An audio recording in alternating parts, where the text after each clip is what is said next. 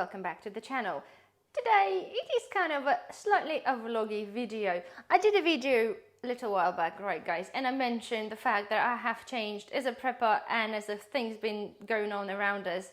I have changed our lifestyle quite drastically, and one of you made a suggestion, why don't I make a video, because obviously many of us are come to probably the same kind of lifestyle changes to some extent or the other. Obviously with how many things have been battered from literally starting from the COVID, guys, it's been either one thing or the other. And we obviously all know this pandemic happened and it totally changed many people's life, if not all people's lives. I think there are probably very little people that got untouched by this, and it's potentially just maybe just elite.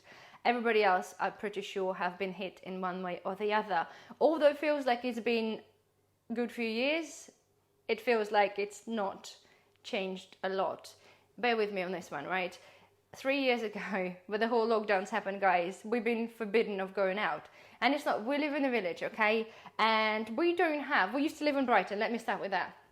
And we used to have abundance of beautiful restaurants and cafes. And it was kind of part of lifestyle. If you live in Brighton, you have to go out and you have to have the best of everything when you're there, just because you have to keep up with the Joneses.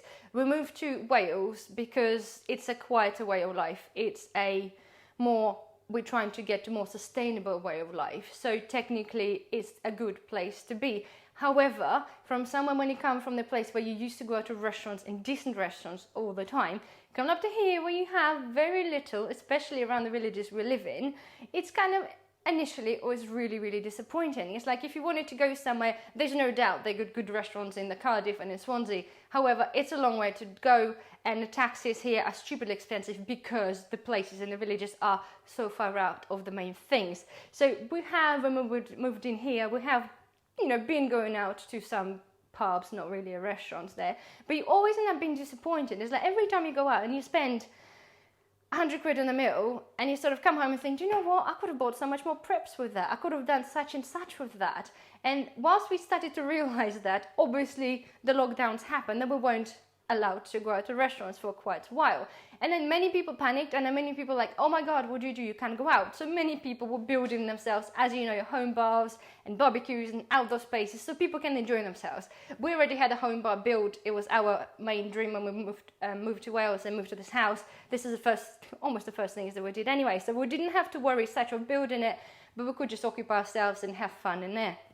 But the restaurant part, it was that feel that the part that's been taken away, because yes, I didn't want to go out and spend that kind of money, but because we've been taken away this opportunity and my choice as a human being of going somewhere for a meal, it kind of made it a little bit worse. Nonetheless, guys, the food here wasn't particularly brilliant. Any pub you go, even spending 100 quid, the food is absolutely not, to be fair. I can cook better at home, and I'm like, well, why the hell not? Although still saying it's nice to be able to go out for a drink, especially after a long week, but obviously we weren't able to do that. So since then, as you probably relate, guys, we all suddenly feel like even after we were allowed to go to the pubs, people did rush to the pubs because they missed sitting outside in the bar, in the pub garden, especially if you didn't have one. But I've noticed here the things then gradually just tailed off and people stopped going out again, because I think people realized that by the cost of living and the cost of prices that it cost actually going out, that people might better invest their money somewhere else and build themselves whatever, because you can then go there anytime and cook anything outside. So basically, obviously COVID things aside, guys, and then whatever has been happening for the past year and a half with the cost of living crisis as anything else, I for fact can tell you guys, I have not been out to the restaurant for about a year and a half, if not a tad longer. We popped out for, I'm not sure whether it was our little one's or somebody's birthday, I think, but that was a year and a half ago. And I bluntly refuse going out for the meal, because I know that, as I said, I can spend my money better somewhere else. And it's even things like coffees, if you go to the shops or something, people normally pick up their costs for like £6 a cup and this and that. And I feel it's totally unnecessary at the moment, on my behalf, to do this, the same like going out to restaurants.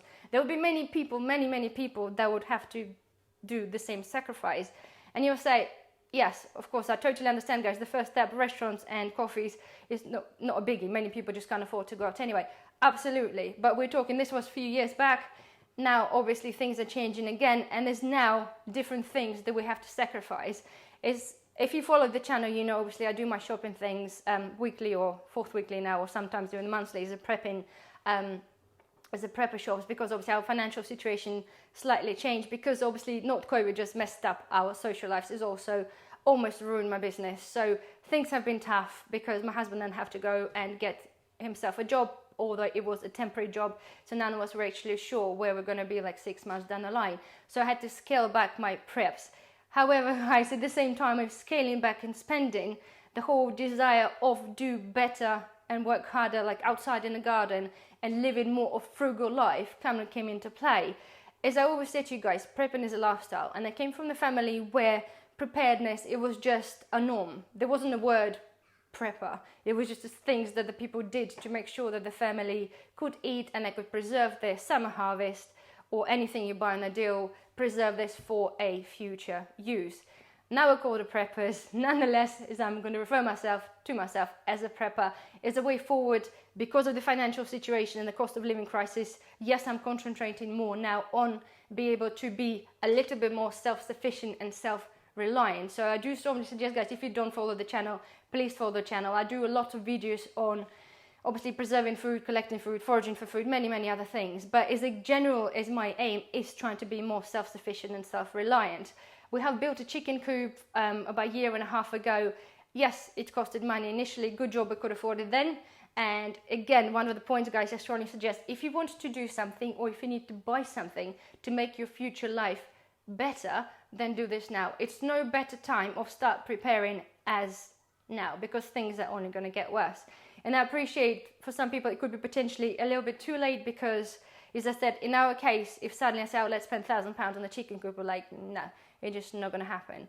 At the moment, I'm changing my shopping habits, and not just the prepping. So restaurants was a step number 1, coffee is like step number 2. Prepping, cutting down my prepping purchases from a massive shops like once a week to maybe once a month. This is the step number 3. Now I'm thinking of potentially, I'm doing this like once a month, maybe once 6 weeks, but at the same time, the money I'm saving that I have of not buying my preps as a food preps, I'm investing in other things to make my future life better, like buying, say, a dehydrator or a canner and things like that. So anything else is with, even when I come to buying food, guys, is, I said to you, I think from the olive oil, I refuse to buy little olive oil now because it's pretty much approached the £5 now. There's many other things now. I'm looking at the shop and I just purely refuse to buy. Like, again, it wasn't particularly a necessity, but like a little kiddie's chocolate. You're like, it was like a Kinder type chocolate, and initially they were like 85p, 95p. They're now £1.85, and I refuse to buy them now. And there are many other things that I purely refuse to buy now, purely due to the cost of living crisis and everything's increasing. Still, guys, although I don't buy particularly on a weekly basis, I still do my rounds in the shops, and Lidl still increasing the prices every week, and it's a scary thing. It's just, where else could possibly we cut money? Like, of course, for us, we probably can cut down on the alcohol and that kind of thing, but you know, I'm kind of buying it for preps. And in my defense, I do brew our own. I learn, I practice, and we've been doing this for 10 years. I experiment to make sure that we can produce the best thing we can without relying on the government and everybody else. And this is the point. The aim for me, like probably for many preppers, is to be so, or as far as independent as possible from all the big pharma companies, the government and everybody else. I want to lead my life, and I want to decide what I do with it and how I do it. I don't want anybody telling me what to do or not to do, or what to buy or not to buy. So my aim as a prepper is to make sure I get my family to some degree of stability, that if things do happen and do go wrong, we're able to kind of survive for a little while. And again, many things, guys, is like frugality as well. The lifestyle of being so frugal. Yes, I've been always preparing, always been kind of careful with the waste management, and I'm talking about the food waste management. But it seemed to be just that much more important now. And I feel myself constantly thinking, oh, let's just keep that. Or even with like, guys, like the plastic bottles and things like this. Before, like, I'll maybe keep 1 or 2. I wasn't in such a mentality of thinking, actually, this could come handy, this could come handy. And it can always become a bit like a hoarding stuff, but gladly over the past months and months this has been happening. A lot of things kind of came handy and kind of saved me money. So, and I appreciate, guys, there's many people be in a similar boats, that everybody was affected and everybody's still affected by cost of living crisis, unless you earn absolutely millions and you just don't give a shit. That's just how it is. People, whether you're on a higher pay level or lower pay level, things proportionately affect us all. If you have a mortgage, you know, you pay £100 a month on your little mortgage and it goes up by 50%, you know, you're paying 150 quid, but suddenly if your mortgage is £1,000, you're talking another £500 on top. So you can see the level of, yes, somebody might earn a little bit more money than you, for example, but the expenses are proportionate. So it's just how it is. And I think the frugality, and I'm going to try and have a little bit more of things on the channel, guys, too. I think to help with the frugality of things when it comes to the food, because I think many of us don't realize, like, certain things I wasn't kind of aware of or didn't really think of, but I thought, you know what, that could be used for something else or could be saved for something else. So basically that's that, and hopefully that's going to be something that you guys will find helpful. So I think I probably covered everything I wanted to say over the questions you guys had for myself in terms of changing my lifestyle. Also the things like having a car, we have vans, we had a car, we not used the car because, again, during the COVID times when obviously you weren't really allowed to go out, so we got rid of the car, so we just got the vans. Many things that over the course of a couple of years changed drastically to the lifestyle we used to have. Oh, holidays, of course, as well, one of the main things. We used to go on holiday all the time. We used to travel the world like twice a year. That was a norm. It's like, where should we go this year? Then shit happened, COVID happened, cost of living crisis happened. I now wouldn't even consider, even for a second, I think, oh, let's have a look on holiday, because I know, so that couple of grand could be just better spent somewhere else, 100%. So anyway, I'm gonna stop rambling. I think I've pretty much covered what I wanted to say and the questions that I had from you guys. So hopefully kind of enjoyed the video. Thumbs up, and I shall see you in the next one. Bye bye.